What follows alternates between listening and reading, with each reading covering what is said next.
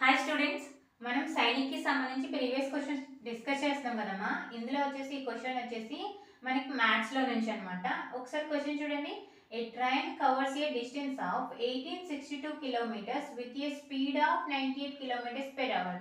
Compute the time taken by the train to cover this distance. ఇక్కడ ఏమి ఇచ్చారు?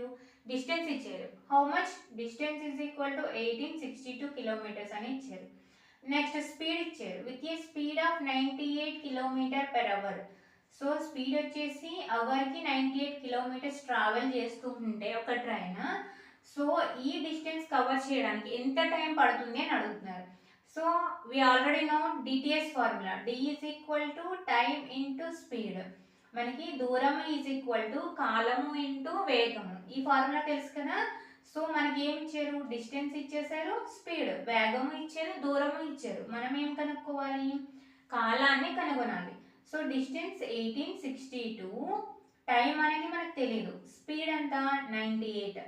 So T is equal to ఏమవుతుంది? 1862 by 98.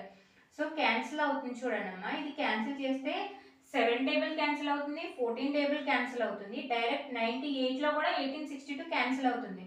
So ఇక్కడ వచ్చేసి చూడండి, ఇక్కడ ఒక మాట, ఇది కిలోమీటర్స్లో ఉంది, ఇది కిలోమీటర్ పెర్ అవర్లో ఉంది. సో ఇక్కడ కన్వర్ట్ చేయాల్సింది ఏమీ లేదు. ఒకవేళ మీటర్స్, కిలోమీటర్స్, అలాగే మినిట్స్ ఇలా వేరువేరుగా ఇచ్చారనుకోండి, అప్పుడు మనం కన్వర్ట్ చేయాల్సి ఉంటుంది. సో ఇక్కడైతే మనకి కిలోమీటర్స్లో ఉంది, ఇది కిలోమీటర్ పెర్ అవర్లో ఉంది కాబట్టి డైరెక్ట్గా క్యాన్సిల్ చేసేయచ్చు అనమాట.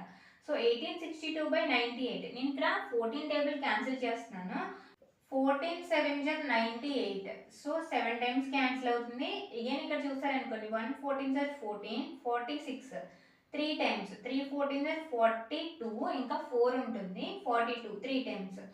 7లో 133 డైరెక్ట్ క్యాన్సిల్ అవుతుంది, 19 టైమ్స్ క్యాన్సిల్ అవుతుంది. సో ఎంత టైం వచ్చింది? 19. ఇక్కడ ఏం రాయాలి? అవర్స్. సో 19 అవర్స్లో ఇంత డిస్టెన్స్ని కవర్ చేస్తుంది అనమాట. సో ఆప్షన్ ఏమవుతుంది? సి అనేది రైట్ ఆప్షన్ అవుతుంది. దీనికి సంబంధించి డౌట్ అంటే కమెంట్ చేయండి. Thanks for watching.